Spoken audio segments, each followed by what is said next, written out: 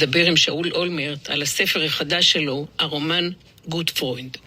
זהו הספר השני של שאול אולמרט, ספרו הראשון נקרא מוכרי החלומות, ושני הספרים, גם הראשון וגם זה הנוכחי, הופיעו בהוצאת ידיעות אחרונות. שלום, ערב טוב, שבת שלום, שאול אולמרט. היי, ערב טוב.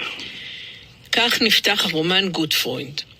יותר מעשור לאחר מותו של יפתח, צלצל הטלפון של זוהר. השיחה נכנסת מיפתח. הוא ניסה לקלוט ולזכור את כל הגירויים שסביבו כמו חלקים של פאזל, שיוכל אחר כך לחבר בדמיון ולהחיות שוב את הרגע במדויק. מגע שקיות הניילון וכובד משקלן, הרוח העדינה של תחילת הסתיו הנושבת פנימה כשהדלתות נפתחות, הקופאית שעיניה פונות לכיוונו אבל אינה מביטה בו, משנה במיומנות רובוטית את המצרכים הספורים שעל המסוע דרך הסורק האלקטרוני. הוא הביט בצג שוב והצלצול פסק. שיחה שלו נענתה יפתח. כשיצא החוצה הגשם התגבר והבריח את הקונים למכוניות שלהם. הוא הניח את שקיות המצרכים על המושב של יד הנהג, והמשיך לעמוד מחוץ לאוטו, בוהה בהודעה שעל צג הטלפון, ומתלבט אם ללחוץ על הכפתור הירוק, או להמשיך ולהתמסר לרגע הבלתי אפשרי הזה, לפני שהסבר רגיוני יפוגג אותו. קצת יותר מ10 שנים קודם לכן, הייתה זו גם שיחת טלפון, שבישרה לעולמותו של יפתח. שיחה נכנסת מעילה. הוא היה אז בגינת משחקים לא רחוק מהבית שבו התגורר.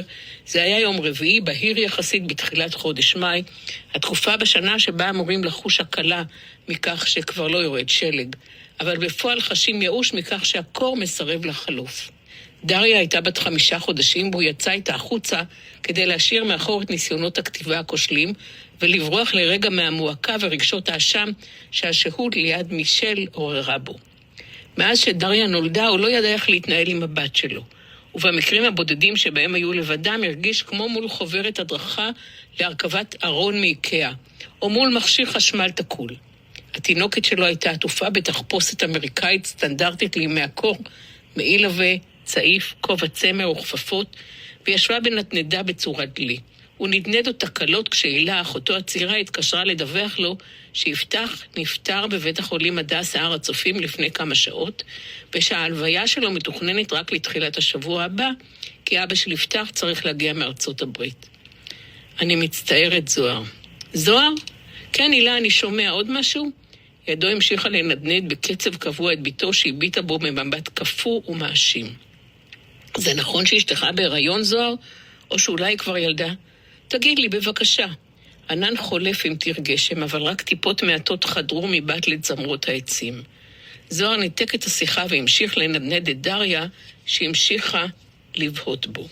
כך נפתח הרומן גוטפרוינד. כלומר, הספר נפתח ברגעים של כאן ושם, באבהות לדריה הקטנה, בזיכרונות מירושלים, ובהודעה הטלפונית מעילה, אחותו הצעירה שיפתח נפטר, ושההלוויה של יפתח תהיה רק בתחילת השבוע הבא.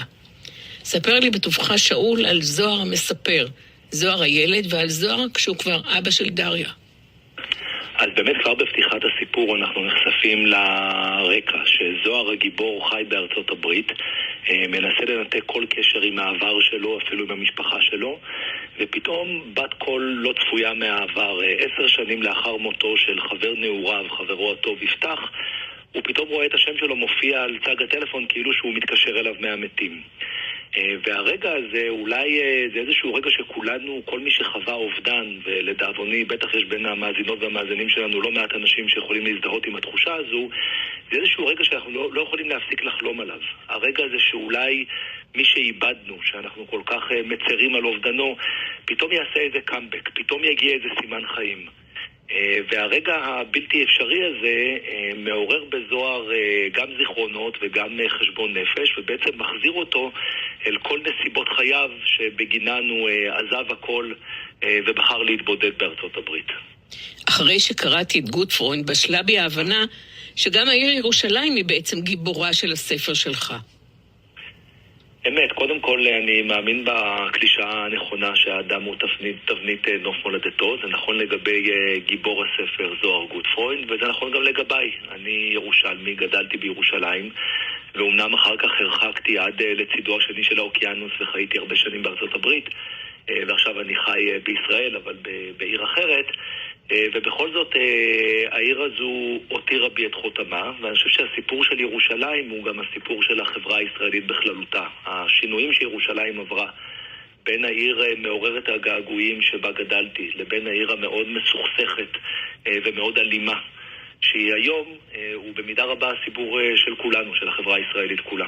ואתה מקדיש את הספר שלך, גוטפרוינד, לזכרו של חברי האהוב גדי ברינקר. אז מה היה וגם מתי נוצר הזרע הזה, שאול, שהנביט את הרומן הזה, גוטפרוינד? אז הסיפור מאוד דומה לסיפור שמתרחש בספר. זאת אומרת, יום אחד 10 שנים לאחר שחברי גדי ברינקר שם קץ לחייו, פתאום קיבלתי איזשהו אות חיים. זה לא היה אות חיים ממנו, לא השם שלו הופיע על צג הטלפון כמו בסיפור, אבל התקשרה אליי מישהי ורצתה לדבר על גדי, והדברים שהיא סיפרה לי עוררו מחדש הרבה זיכרונות שאני רוצה להגיד במידה רבה הדחקתי. אפילו תוך כדי הכתיבה השתחררו החוצה דברים שלא זכרתי קודם לכן. וכשנתתי לאנשים לקרוא, לאנשים הקרובים אליי, לקרוא דרפטים ראשונים של הסיפור, הרבה מהם אמרו, איך זה שלא סיפרת לנו על כל הדברים האלה? והתשובה הייתה שלא שהסתרתי, אלא שאיפשהו הם אפילו ברחו מהתודעה שלי. היה הפרידה ממנו והאובדן שלו היו כרוכים בהתמודדות מנטלית כל כך מורכבת, עד שבמידה רבה הדחקתי ושמרתי מחוץ לזיכרון פרקים שלמים בביוגרפיה המשותפת שלנו, שרק תוך כדי הכתיבה התחילו לצאת החוצה. והאבא של המספר הוא ראש עיריית ירושלים. ותמרה, שהועסקה על ידי ראש העירייה, עמנואל גוטפרוינד, במשק הבית שלו, טוענת שגוטפרוינד ניצל אותה מינית. כמובן שהתקשורת עטה על הסיפור הזה כמוצאת שלל רב, ותמרה מרואיינת בהרחבה. אז באיזה אופן זוכר זוהר המספר שלך את הפרשה של תמרה וראש העירייה? אז נגעת באיזושהי עלילת משנה מאוד חשובה בסיפור, שבה באמת אבא של זוהר, המספר, גיבור הסיפור, הוא ראש עיריית ירושלים, ואני מניח שרבות מהמאזינות ורבים מהמאזינים יודעים שגם אבא שלי היה ראש עיריית ירושלים לא מעט שנים. והפרט הביוגרפי הדומה הזה הוא כמובן לא מקרי. הסיפור שלי הוא לא ממואר, הוא לא אחד לאחד סיפור חיי, אבל הרבה אלמנטים מסיפור החיים שלי נכנסו פנימה. אני לא התמודדתי, או אבא שלי לא התמודד עם האשמות על הטרדה מינית, חס וחלילה, אבל הוא התמודד עם אישומים אחרים ועם טענות אחרות. והסיפור הוא לא הסיפור המשפטי, אלא סיפור החוויה של ילד או נער שגדל עם אבא מפורסם, ובמידה מסוימת גדל בצילו, ובין שאר ההתמודדויות שהוא עובר בהקשר הזה, ישנה גם ההתמודדות עם מקרים שבהם אבא שלו מואשם, ואבא שלו באיזשהו מקום מוקע ציבורית על כל מיני מעשים שהוא עשה. איך זה עובר על הילד, איך זה עובר על המשפחה, איזה חותם זה משאיר. אז כן, זה בהחלט חלק מסיפור חיי, וגם חלק מסיפור חייו של זוהר, גיבור הספר שלי. גילוי נאות, אני מכירה את אבא שלך, אהוד אולמרט, מהתקופה שבה שירתנו יחד במערכת של גלי צה"ל ועיתון במחנה, שכנו אז באותו בניין, ויצחק לבני המנוח היה עורך גלי צה"ל ומפקד במחנה. אני מכירה את אמא שלך, עליזה אולמרט, ראיינתי אותה על ספרה פרוסה של ים, יש לי בבית ציור שעליזה ציירה, וכמובן אני מכירה גם את אחותך, חוקרת הספרות דנה אולמרט. אז איך שלושת האנשים האלה, אהוד, עליזה ואחותך דנה, איך הם הגיבו על הרומן שלך? קודם כל, גדלנו בבית, הזכרת גם את עברו של אבא שלי כאיש כותב, וגם את היצירה של אמא שלי ואת העיסוק בספרות של אחותי. באתי מבית שקוראים בו ספרים, באתי מבית שבו מאזינים לתוכנית שלך באופן קבוע הרבה מאוד שנים, בית עם ארון ספרים ענקי, בית שבו מעודדים קריאה, והזיכרונות האלה, או התרבות הזו שספגתי בבית, בוודאי ניכרים בכתיבה שלי ובסיפור.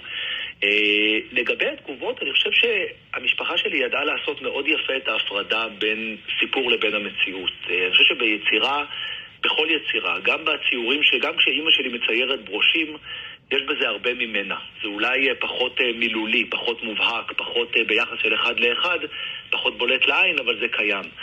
בכל יצירה יש הרבה מהיוצר, וזה נכון שבספרים שלי, בשניהם, ובמיוחד בגוטפרוינד, יש אלמנטים ביוגרפיים מאוד מאוד בולטים, לצד כל מיני דברים שמגיעים לגמרי מהדמיון. אני חושב, בתפיסה שלי, כדי שספר יהיה מאוד אמיתי, אסור לו להיצמד רק לעובדות, אסור לו להיות רק ביוגרפי, כי בביוגרפיה יש איזושהי התחמקות אולי מלומר את כל האמת. בעיניי האמת היא לא רק קורות חיינו, לא רק המאורעות שיראו לנו, אלא גם מרחב התודעה שלנו, הדמיון, החלומות שלנו, החרדות שלנו, הפנטזיות שלנו, דברים שראינו שקורים לאנשים אחרים וחשנו את המזדהות ואיזשהו תהליך של העתקה. ואת כל אלה ניסיתי להביא לסיפור. אז הסיפור הוא אמנם לא ביוגרפי במובהק, אבל הוא מאוד מאוד אמיתי, דווקא בגלל שהוא לא מצמצם את עצמו רק לגבולות המציאות. והמשפחה שלי ידעה לראות את זה. אז מדי פעם התבדחנו. אבא שלי אוהב להגיד ככה לדבר על הדמות שם של האבא של הגיבור, ובאיזשהו מקום להקנית אותי על זה שעשיתי לו אבא הרבה פחות נחמד מהאבא שלי במציאות, אבל הוא גם יודע לא לקחת את זה אישית. זאת אומרת, הוא יודע שזה לא, את מה שאני רוצה להגיד לו על היחסים בינינו, אני יודע להגיד לו בעל פה גם בלי לכתוב ספר. והספר יש בו אלמנטים מציאותיים, יש בו גם הרבה דמיון, ולא הכל באמת מתאר את המציאות כפי שהם מכירים אותה. אז לסיום השיחה שלנו, כמו שפתחתי בקריאת הפתיחה של הספר, לסיום השיחה אני אקרא את השורות שמסיימות אותו. כמה חודשים לאחר שדריה נולדה, יפתח יצא מהבית והחל ללכת בעיר העתיקה. ראו אותו ליד בית הספר עומריה, משם המשיך לאורך דרך האיסורים. דבורה פגשה אותו ליד ההצטלבות עם רחוב הגיא, ומשם הלך לכיוון הרובע הנוצרי. בערך במפגש בין רחוב הנוצרים לרחוב הפטריארכיה היוונית הוא איבד את שיווי המשקל, ונפל בפעם האחרונה. במשך 3 ימים נאבקו הרופאים על חייו, אך הכדורים שבלה בתחילת המסלול הכריעו אותו. המסע לאינסוף נמשך. כך מסתיים הספר גוטפרוינד שכתב שאול אולמרט, ספר שהופיע בהוצאת ידיעות אחרונות. תודה רבה, שאול, ושבת שלום. תודה לכם.